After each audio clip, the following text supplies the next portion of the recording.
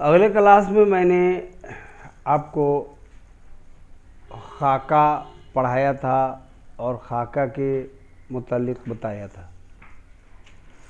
آج میں آپ کو بتانے جا رہا ہوں مضمون کے بارے میں۔ تو مضمون کہتے ہیں کسے؟ تو مضمون کے بارے میں جانیے کہ عام طور سے کسی خاص موضوع پر جو تحریر قلم بند کی جائے ادبی اصطلاح میں مضمون کہتے ہیں۔ مضمون چھوٹے کلاس کے بچوں کو بھی سکھلایا جاتا ہے کہ وہ مضمون نویسی کرے۔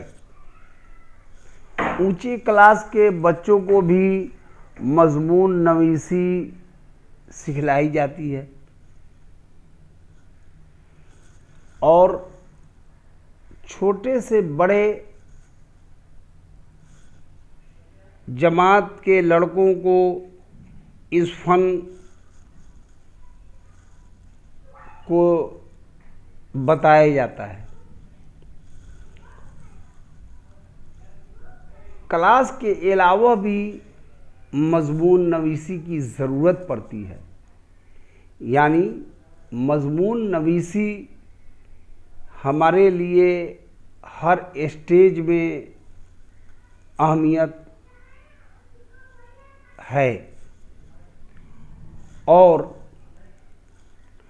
مضمون چھوٹا چھوٹا مضمون لکھتے لکھتے بڑا ہوتا ہے، اور بڑا بڑا مضمون لکھتے لکھتے ایک افسانہ لکھ سکتا ہے، اور پھر اسی طریقے سے لمبی کہانی، ناول اور داستان بھی ہو سکتی ہے۔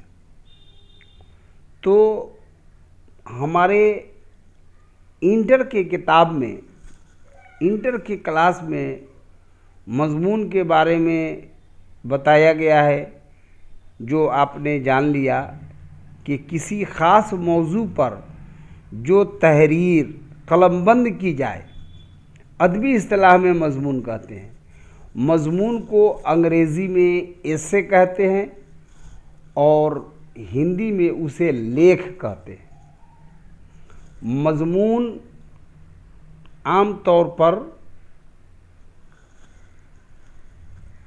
لمبا بھی ہوتا ہے، چھوٹا بھی ہوتا ہے،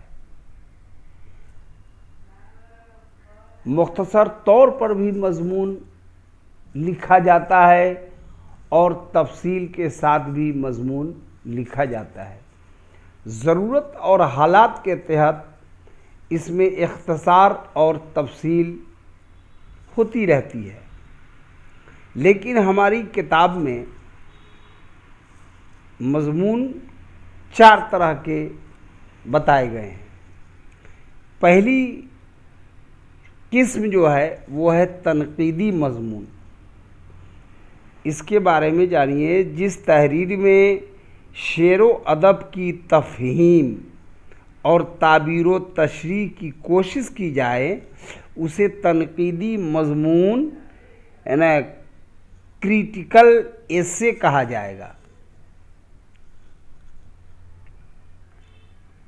2 نمبر میں ہے، دوسری قسم ہے علمی مضمون۔ جس تحریر میں لکھنے والے کا نقطۂ نظر، آئیڈیا علمی ہو اور تحریر کا انداز بھی عالمانہ ہو، اسے علمی مضمون لٹریری ایسے کہتے ہیں۔ یہ آپ سمجھ لیا۔ تیسری قسم ہوتی ہے ظریفانہ مضمون۔ جس مضمون میں لکھنے والا ظریفانہ رخ اختیار کرے اسے ظریفانہ مضمون لائٹ ایسے کہا جائے گا۔ اور چوتھی قسم ہے انشائیہ۔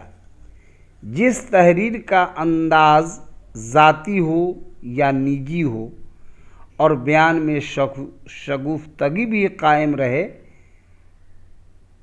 اسے انشائیہ پرسنل ایسے کہا جائے گا۔ تو یہ 4 طرح کے مضمون کے بارے میں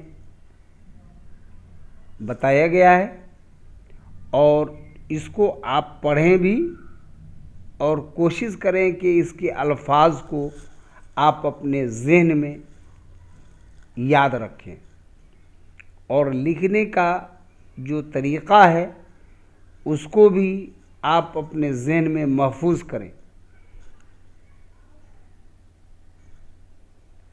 اگر آپ ذہن نشی اس کو کر لیتے ہیں، تنقیدی مضمون، علمی مضمون، ظریفانہ مضمون، انشائیہ، تو آپ کو اس سے ایگزام میں بھی فائدہ ہوگا اور آپ کے جانکاری میں بھی اضافہ ہوگا۔ تو اس کو آپ